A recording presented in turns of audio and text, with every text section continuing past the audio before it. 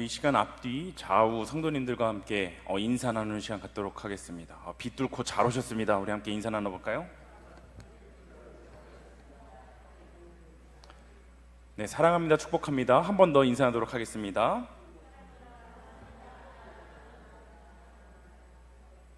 네, 정말로 장대와 같은 비를 뚫고 이 자리를 지켜주시며 또 이렇게 함께 예배해 주시는 모든 성도님들께 참 감사 말씀드리고 싶습니다. 오늘 하나님께서 여러분들에게 더욱더 특별한 은혜 부어주시기를 간절히 소망합니다. 인터넷으로 이런저런 기사를 보다가 눈에 띄는 기사가 하나 있었습니다. 기사 제목은 체격 우람해진 20대 체력도 좋아졌을까 였습니다. 생활 환경이 좋아지고 음식 문화가 발달하면서 젊은 세대의 체격 조건이 이전보다 훨씬 좋아진 것이 사실입니다. 제가 중고등부 예배에 이렇게 설교를 전하러 말씀을 전하러 들어가 봤더니 중학생들도 저보다 작은 친구가 없더라고요. 남자친구들은 저보다 작은 친구가 하나도 없을 정도로 우리 아이들이 체격도 좋아지고 정말 신장도 좋아지고 모든 것들이 많이 월등해졌더라고요. 기사는 부모 세대의 20대 시절과 지금 20대의 체격 조건과 체력은 과연 얼마나 차이가 나는가 이거를 비교하고 있습니다. 문화체육관광부에서 실시한 2017년 국민 체력 실태조사에 따르면 1989년의 남자 29에서 29세의 평균 신장은 169.1cm였고 2017년에 남자 25세에서 29세의 평균 신장은 175.1cm로 6cm나 커졌다고 합니다. 그리고 동일한 나이의 여자를 비교하면 1989년은 156.9cm, 2017년은 162.1cm로 역시 5.2cm나 더 커졌습니다. 체중도 제가 궁금해서 한번 살펴봤는데 1989년 남자 25세에서 29세는 평균 63.7kg였는데 2017년 같은 나이 남자는 74.8kg로 11kg가 넘게 증가했고요. 그리고 같은 나이 여자 1989년 여자 25세에서 29세는 체중 평균이 52.7kg였는데 2017년 같은 나이 여자는 57.8kg로 5.1kg나 증가했다고 합니다. 하지만 이 기사에서 굉장히 흥미로운 건 따로 있었는데요. 뭐냐면 1989년의 20대와 비교해서 2017년의 20대의 신장과 체중은 방금 말씀드렸듯이 남자와 여자를 가릴 것 없이 증가했지만 유연성과 순발력, 근력 등은 저하가 됐다는 것입니다. 특히 유연성은 20대 초반 남자가 38.9%, 순발력은 20대 초반 여자가 8.2%나 낮아졌고 상대 근력도 20대 초반 남자의 경우에 10% 이상 낮아졌다는 것을 잘 보여주고 있습니다. 이 통계가 보여주는 것은 30년 사이에 눈에 보이는 체격적인 부분에서는 우리가 많은 성장을 이루었으나 반대로 눈에 보이지 않는 체력적인 측면, 바로 체력적인 측면은 요즘 젊은이들이 굉장히 약해졌다는 그 사실입니다. 이 기사는 마무리 멘트를 이렇게 하면서 기사를 마무리했는데요. 뭐라고 했냐면 겉모습이 좋아졌지만 속은 나아지지 않은 우리나라의 20대들 체력 관리는 건강 관리의 기본입니다 라고 이야기를 하면서 이 기사를 마치고 있습니다. 이 기사를 읽고 저는 이런 생각을 한번 해보았습니다. 과연 우리의 믿음과 신앙은 30년 전보다 더 건강해졌을까? 라는 고민이었습니다. 분명한 것은 겉으로 보여지는 그 신앙적인 체격의 측면은 과거에 비해서 우리 오늘날 월등하게 성장했습니다. 오늘날 우리는 마음만 먹으면 이동을 하면서도 우리가 핸드폰만 켜서 유튜브만 검색하면 수도 없이 쏟아지는 예배들을 볼 수 있고, 물론 우리 교회 예배도 볼 수 있지만 또 수도 없이 쏟아지는 다른 교회의 예배들도 볼 수 있고 또 다른 예배의 설교자들의 그 설교들도 들을 수 있습니다. 코로나19로 인해서 현장에서 예배할 수 없는 처음 겪는 아픔이 찾아왔지만 오히려 많은 교회에 온라인으로 예배할 수 있는 시스템들이 구축이 되어서 우리는 더욱 쉽게 자주 예배의 자리에 접근할 수 있게 됐습니다. 이렇게 우리의 신앙의 외적인 측면은 크게 발전한 것이 분명합니다. 그런데 외적인 신앙의 조건은 이렇게 성장했지만 우리의 영적인 체력의 측면, 우리의 내면은 과연 어떻습니까? 과거의 신앙인들보다 더 견고하고 단단한 신앙을 우리가 지금 갖고 있다고 우리가 아주 호언장담할 수 있을까요? 우리는 외적으로 풍부한 시대를 살고 있지만 그 내면에는 연약함이 너무나도 많습니다. 성경을 보면 과거의 그리스도인들은 지금보다도 더 열악한 환경 속에서 담대한 믿음과 신앙을 갖고 있었다는 것, 우리가 초대교회만 봐도 그렇지 않습니까? 초대교회에는 생명을 위협받는 시대에 살았음에도 불구하고 그들의 신앙은 견고하였고, 또 하나님의 부르심과 그 명령에 합당한 삶을 살기 위해서 몸부림을 치며 살았다는 것을 우리는 말씀을 읽을 때마다 알 수 있습니다. 이 시대를 살아가는 우리에게 신앙의 외적인 풍성한 성장만큼 영적인 체력 증진을 위해 반드시 지키고 행하여야 할 많은 것들이 있겠지만, 오늘은 그 순종, 바로 하나님의 말씀에 순종하는 것, 이것에 좀 초점을 맞추고 우리가 함께 말씀을 나누기 원합니다. 오늘 본문을 통해 온전한 순종이란 무엇인지를 함께 살펴보고 하나님께서 우리에게 주시는 영적인 교훈을 함께 깨닫는 시간이 되었으면 좋겠습니다. 오늘 함께 읽은 사사기 1장 22절에서 26절의 말씀은 하나님께서 이스라엘 백성들에게 명령하셨던 그 가나안 정복 정착 전쟁의 마지막 내용, 그 마지막 내용을 담고 있습니다. 출애굽하여서 오랜 시간 동안 광야에서의 삶을 살았던 그 이스라엘 백성들은 이제 하나님께서 약속해 주셨던 그 약속의 땅에 정착하기 위한 준비를 합니다. 각 지파마다 자신들에게 할당된 땅이 있었고, 또 12 그 영토에 있는 가나안 족속들을 정복해서 그냥 빈 땅에 들어가는 것이 아니라 하나님이 약속해 주셨던 그 땅에는 가나안 족속들이 있었는데, 그 족속들을 정복해서 영토를 차지해야만 했지만 12지파 중 사사기 1장 초반부에 등장하는 유다 지파와 또 유다 지파를 도와 정복 전쟁을 수행했던 시므온 지파, 그리고 오늘 본문에 등장하는 요셉 가문을 제외한 나머지 지파는 정복 정착 전쟁에 실패했음을 지금 사사기 1장 앞부분에서 계속하여 다루고 있습니다.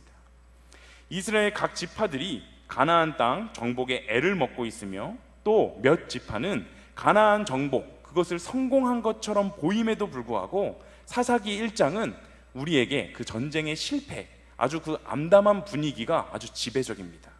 이러한 이유를 이해하기 위해서는 우리는 신명기에 나타나는 하나님의 가나안 족속과의 전투 수행 지침에 대한 명령을 우리가 좀 알고 넘어가야 되는데요, 신명기 20장 16절에서 18절까지의 말씀을 우리가 한번 함께 읽어보도록 하겠습니다. 함께 읽습니다. 오직 내 하나님 여호와께서 내게 기업으로 주시는 이 민족들의 성읍에서는 호흡 있는 자를 하나도 살리지 말지니, 곧 헷 족속과 아모리 족속과 가나안 족속과 브리스 족속과 히위 족속과 여부스 족속을 내가 진멸하되 내 하나님 여호와께서 내게 명령하신 대로 하라. 이는 그들이 그 신들에게 행하는 모든 가증한 일을 너희에게 가르쳐 본받게 하여 너희가 너희의 하나님 여호와께 범죄하게 할까 함이니라. 아멘. 16절에 하나님 여호와께서 내게 기업으로 주시는 이 민족들의 성읍에서는 호흡 있는 자를 하나도 살리지 말지니 라고 지금 이야기를 합니다. 하나님께서 이스라엘에게 기업으로 주신다 약속하신 땅은 바로 가나안 족속들의 땅입니다. 그런데 그것을 점령할 때 호흡 있는 자를 하나도 살리지 말지니 라고 지금 말씀하고 있는데요, 이 말을 한글로 번역할 때는 호흡 있는 자라고 번역이 되었지만 그 원어로 볼 때는 호흡이 있는 어떤 것도 라는 뜻이므로 성인 남자뿐만이 아니라 유아나 여자들, 심지어 거기에 해당되는 모든 가축들까지도 다 죽여야 함을 의미합니다. 또 17절을 살펴보면 진멸하되 라는 표현이 나타나는데요, 이 진멸이라는 단어의 뜻은 무찔러, 모조리, 죽여, 없앰이라는 뜻입니다. 하나님이 왜 이렇게 무서운 명령을 내리셨는지, 우리가 아는 사랑의 하나님, 사랑의 하나님 아닌가? 라는 의문을 갖게 될 수도 있지만, 하나님께서 왜 이렇게 무서운 명령을 내리셨는지는 그 뒤에 나오는 18절을 보면 우리가 잘 알 수 있습니다. 18절에 뭐라고 설명하고 있냐면, 하나님이 가나안 족속을 무찔러 모조리 죽여 없애라고 하신 것은 그 악이 아주 극도로 만연해 있었던 그 가나안 민족에 대한 하나님의 거룩하심의 표현이었고, 가나안인들이 그들의 신들에게 행하는 모든 가증한 일들이 이스라엘 백성들에게는 영향을 미치지 않게 하기 위해서 그 모든 것들, 사람뿐만이 아니라 모든 가축들까지도 하나님께서는 분명히 진멸하라, 모두 죽여라 라고 무시무시한 그 명령을 하고 계신 것입니다. 하나님의 이 명령을 기억하며 오늘 본문에 등장하는 그 요셉 지파가 과연 잘 하나님의 명령을 따라 정복 전쟁을 수행했는가 다시 한번 살펴보겠습니다. 과연 이들의 전쟁은 하나님의 명령대로 잘 치루어진 것이라고 볼 수 있을까요? 서두에 이야기할 때 오늘 본문에 등장하는 요셉 가문은 정복 전쟁에 성공하였다라고 제가 이야기를 했었지만, 이 하나님의 명령을 다시 확인한 후에 본문을 본다면 요셉 가문 역시 정복 전쟁에 실패했음을 우리가 알 수 있습니다. 오늘 본문 사사기 1장 24절과 25절을 함께 읽어보도록 하겠습니다. 함께 읽습니다. 정탐꾼들이 그 성읍에서 한 사람이 나오는 것을 보고 그에게 이르되 청하노니 이 성읍의 입구를 우리에게 보이라. 그리하면 우리가 내게 선대하리라 하매 그 사람이 성읍의 입구를 가리킨지라. 이에 그들이 칼날로 그 성읍을 쳤으되 오직 그 사람과 그의 가족을 놓아 보내매. 아멘. 24절을 보면 요셉 가문이 가나안의 견고한 성읍을 공격하기 전에 먼저 정탐꾼을 보내어서 정탐했던 그 사실을 말하고 있습니다. 이 일은 그냥 쉽게 생각하면 너무나도 자연스러워 보입니다. 그러나 우리가 주목해야 할 것은 하나님께서 이미 이 정복 전쟁을 시작하기 전에 이미 그 땅을 너희에게 주었다라고 분명한 약속, 분명한 확신의 말씀을 해주셨다는 그 사실입니다.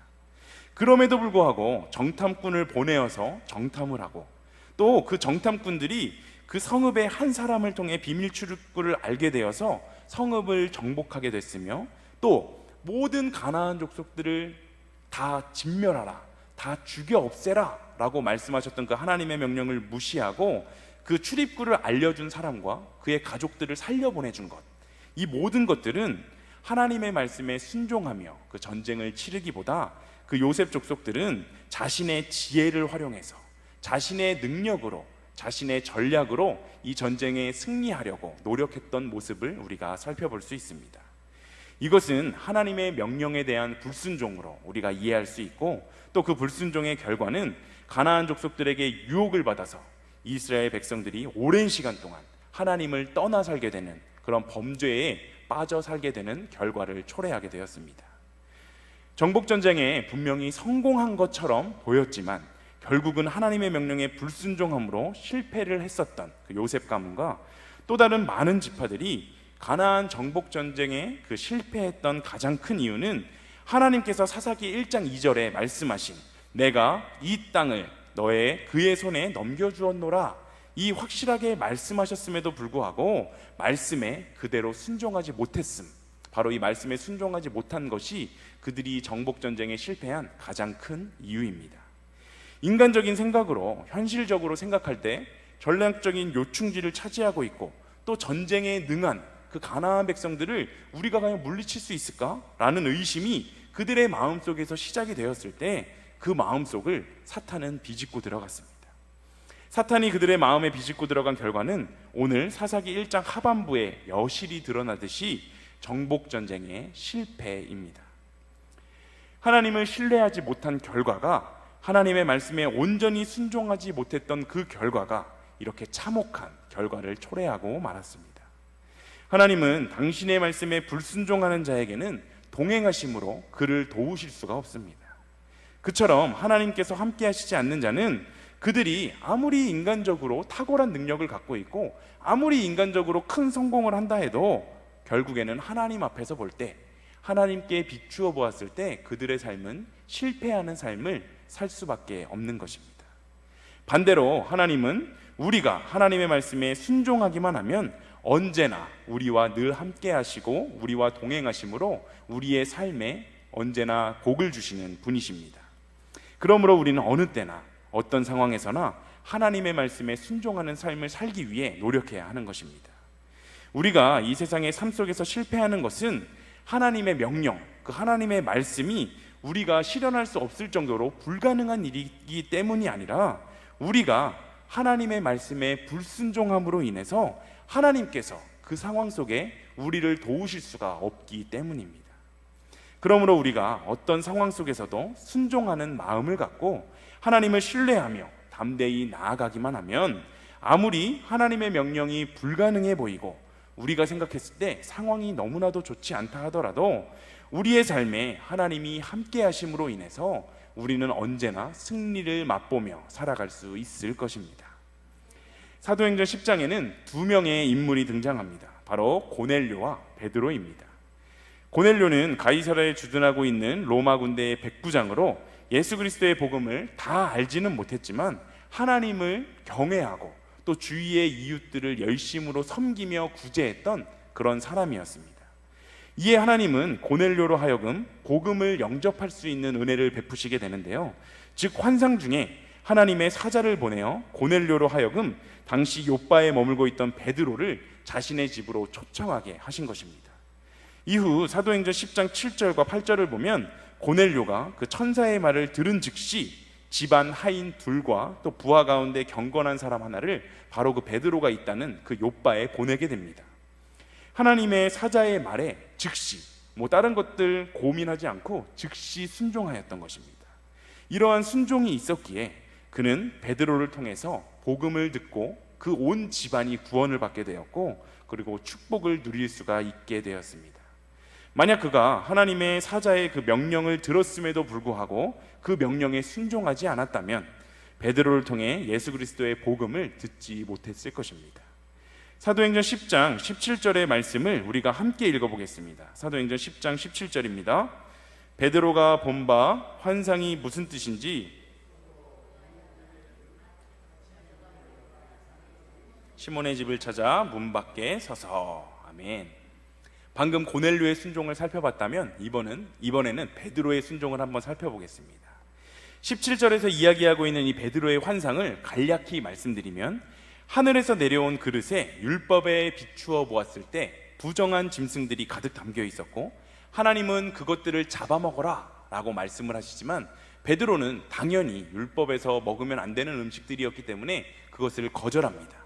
그때 하나님께서 깨끗하게 하신 것을 내가 속되다 하지 말라라는 음성이 들려오게 되는데, 함께 읽었던 성경 17절의 표현에 의하면 베드로가 본 바 환상이 무슨 뜻인지 속으로 의아해했다 라고 말하고 있습니다. 이 의아해했다 라는 표현을 원어적인 의미로 살펴보았을 때 매우 당황했다 라는 뜻입니다. 예수의 제자였던 사도 베드로도 처음에는 하나님께서 보여주셨던 그 환상이 도대체 무슨 뜻인지 알지 못했다는 것입니다.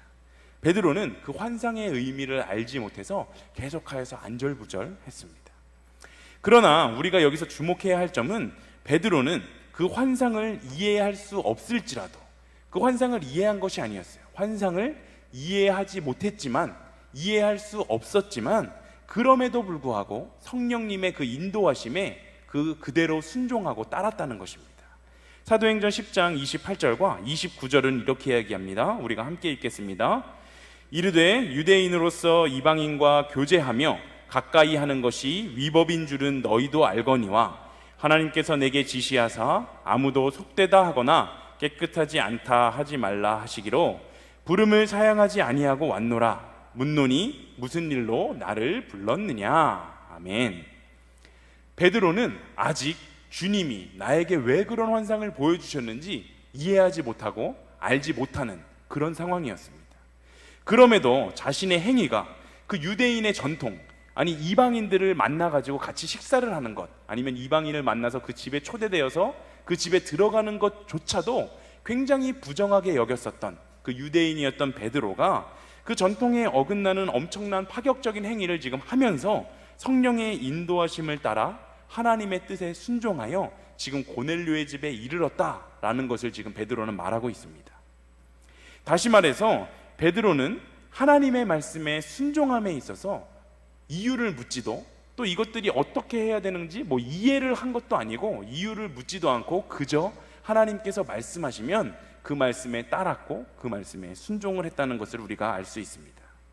순종이란 이렇게 베드로처럼 아무런 이유도 묻지 않고 행하는 것입니다.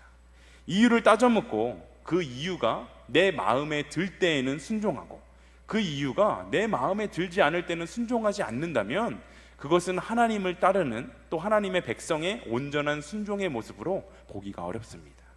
이유를 알든 모르든 무조건 명령에 따라서 행동하는 것이 바로 하나님을 향한 우리들의 순종의 모습입니다.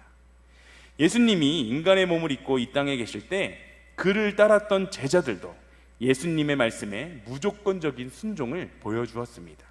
먼저 마태복음 4장 18절에서 20절의 말씀입니다. 우리가 함께 읽어보도록 하겠습니다. 갈릴리 해변에 다니시다가 두 형제 곧 베드로라 하는 시몬과 그의 형제 안드레가 바다에 금을 던지는 것을 보시니 그들은 어부라. 말씀하시되 나를 따라오라. 내가 너희를 사람을 낚는 어부가 되게 하리라 하시니 그들이 곧 그물을 버려두고 예수를 따르니라. 아멘. 21절과 22절의 말씀도 제가 한번 읽어보겠습니다. 거기서 더 가시다가 다른 두 형제 곧 세베대의 아들 야고보와 그의 형제 요한이 그의 아버지 세베대와 함께 배에서 그물 깁는 것을 보시고 부르시니 그들이 곧 배와 아버지를 버려두고 예수를 따르니라. 아멘. 예수님께서 그냥 길을 지나가시다가 생업을 하고 있는 그 제자들을 만난 상황입니다. 제자들을 만나서 그냥 제자들을 불렀을 때 그 제자들은 그저 자기가 하고 있던 모든 것들을 멈추고 그 길로 예수님을 따라 나섰습니다. 보통 우리 같으면 당신은 누구십니까? 아니 저한테 당신이 나를 언제 본 적이 있다고 그런 이야기를 하세요? 라고 여러 가지 말로 핑계를 대며 낯선이의 그 부르심에 그 낯선이가 나를 초대하실 때 단번에 오케이를 할 수 없을 것 같은데 제자들은 지금 고기를 잡다가도 또 그물을 정리하다가도 예수님의 그 한 번의 부르심에 단번에 오케이 하여서 그 예수님을 따라가게 됩니다. 심지어 22절에는 그들이 곧 배와 아버지를 버려두고 예수를 따르니라 라고 표현합니다. 그들은 평생을 배를 타고 나가서 물고기를 잡아 생계를 이어오던 어부들이었습니다. 그런데 배를 버려두고 따랐다, 배를 버려두었다라는 말은 지금 생업을 포기했다는 말입니다.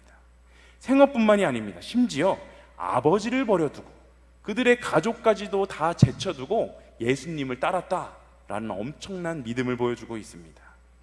물론 당시에 이미 예수님의 놀라운 이적들의 소문들이, 그래서 예수님이 엄청나게 지역사회에서 유명해서 그 소문이 자자했을 수도 있습니다. 하지만 그럼에도 불구하고 그 제자들의 선택과 그 순종은 우리의 상식을 뛰어넘습니다. 오늘을 살아가고 있는 우리에게 예수님께서 과연 이제 나를 따라오너라 말씀하신다면 제자들처럼 아무 말 없이 순종적으로 모든 것을 다 내려놓고 단번에 따라 나설 수 있는 사람이 얼마나 될까요? 물론 저조차도 생각해보면 이제는 저 혼자의 몸이 아니라 아이도 둘이 있고 또 저의 가족들이 있기 때문에 저의 생업과 저의 가족까지 다 버려두고 예수님께서 과연 나를 따라오라 말씀하신다면 물론 엄청 힘들고 엄청 오랫동안 기도를 해봐야 알겠지만 이 제자들의 믿음처럼 단번에 네 알겠습니다 하고 따라가는 것은 상당히 어려울 것 같긴 합니다. 물론 예수님은 그렇게 따라 나선 제자들과 함께 삶을 나누시고 가르치시며 3년 뒤에 해야 할 선교 사역을 감당할 수 있는 큰 그릇이 되도록 준비시키셨습니다.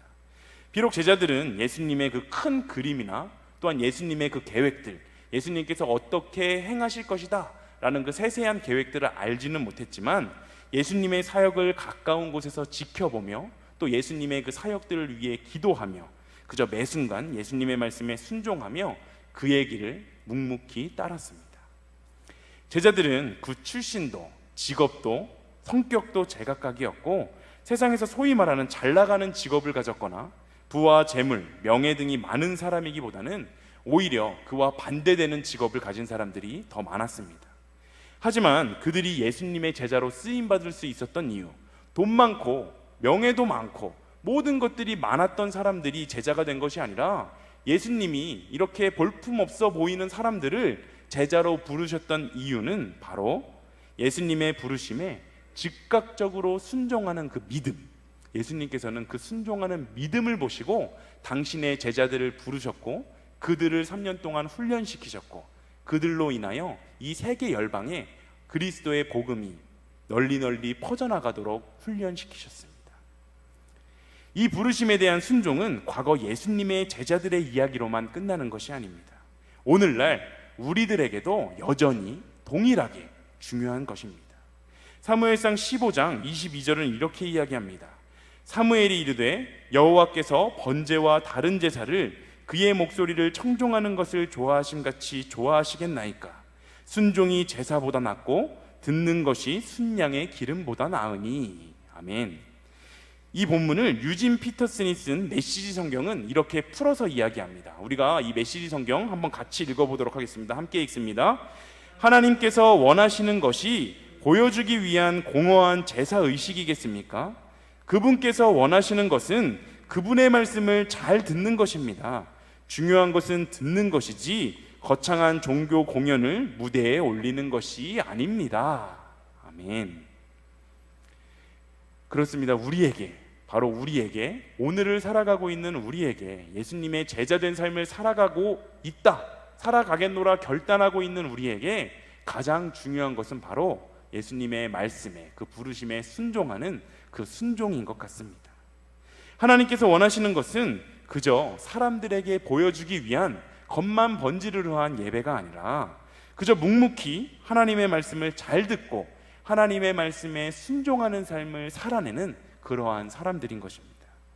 우리는 삶의 모든 자리에서 주님의 말씀에 순종하는 자세가 필요합니다.